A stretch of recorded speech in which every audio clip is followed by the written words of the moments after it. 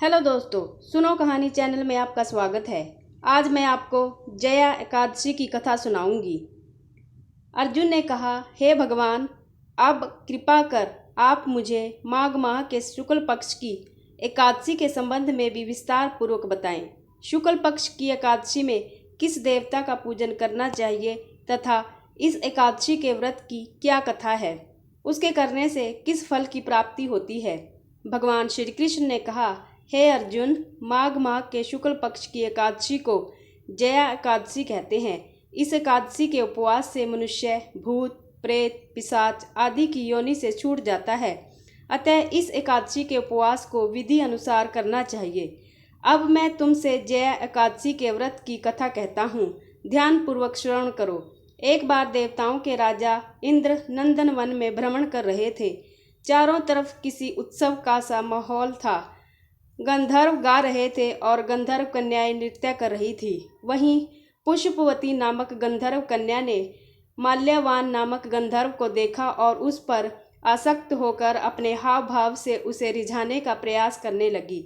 माल्यवान भी उस गंधर्व कन्या पर आसक्त होकर अपने गायन का सुर ताल भूल गया। इससे संगीत की लय टूट गई और संगीत का सारा आनंद बिगड़ गया। सभा में उपस्थित देवगणों को यह बहुत बुरा लगा। यह देखकर देवेंद्र भी रुष्ट हो गए। संगीत एक पवित्र साधना है, इस साधना को भ्रष्ट करना पाप है।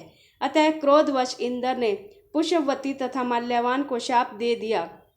संगीत की साधना को अपवित्र करने वाले माल्यवान और पुष्पवती, तुमने देवी सरस्वती का घोर अपमान किया है। अतः तुम्हें मृत्युलोक में जाना होगा। गुरुजनों की सभा में असंयम और लज्जाजनक प्रदर्शन करके तुमने गुरुजनों का भी अपमान किया है, इसलिए इंद्रलोक में तुम्हारा रहना अब वर्जित है।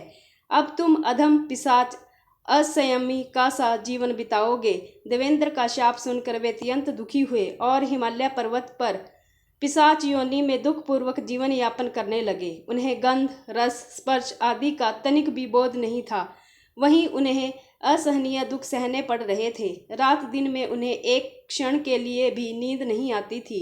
उस स्थान का वातावरण अत्यंत शीतल था, जिसके कारण उनके रोए खड़े हो जाते थे, हाथ पैर सुन्न पड़ जाते थे, दांत बजने लगते थे। एक दिन उस पिशाच ने अपनी स्त्री से कहा, ना मालूम हमने पिछले जन्म में कौन से पाप किए हैं, जिसके कारण हमें इतनी दुखदायी यह पिशाच योनि प्राप्त हुई है। पिशाच योनि से नरक के दुख सहना कहीं ज़्यादा उत्तम है।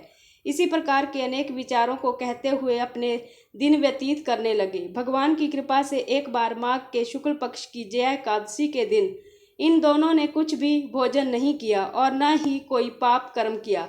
उस दिन मात्र फल फूल खाकर ही दिन व्यतीत किया और महान दुख के साथ पीपल के वृक्ष के नीचे विश्राम करने लगे। उस दिन सूर्य भगवान अस्ताचल को जा रहे थे। वह रात इन दोनों ने एक दूसरे से सटकर बड़ी कठिनता से काटी। दूसरे दिन प्रातःकाल होते ही प्रभु की कृपा से इनकी पिशाच योनि से मुक्ति हो गई और पुनः अपनी अत्यंत सुंदर अप्सरा और गंधर्व की देह धारण करके तथा सुंदर वस्त्रों तथा आभूषणों से अलंकृत होकर दोनों स्वर्ग लोक को चले गए।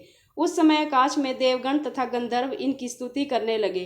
नागलोक में जाकर इन दोनों ने देवेंद्र को दंडवत किया। देवेंद्र को भी उन्हें उनके रूप में देखकर महान विस्मय हुआ और उन्होंने पूछा, तुम्हें पिशाच योनि से किस प्रकार मुक्ति मिली, उसका पूरा वृत्तांत मुझे बताओ। देवेंद्र की बात सुन माल्यवान ने कहा, हे देवताओं के राजा इंद्र, श्री हरि की कृपा तथा जय एकादशी के व्रत के पुण्य से हमें पिशाच योनि से मुक्ति मिली है। इंद्र ने कहा, हे माल्यवान, एकादशी व्रत करने से तथा भगवान श्री हरि की कृपा से तुम लोग पिशाच योनि को छोड़कर पवित्र हो गए हो, इसलिए हम लोगों के लिए भी वंदनीय हो गए हो, क्योंकि शिव तथा विष्णु भक्त हम देवताओं के वंदना करने योग्य हैं।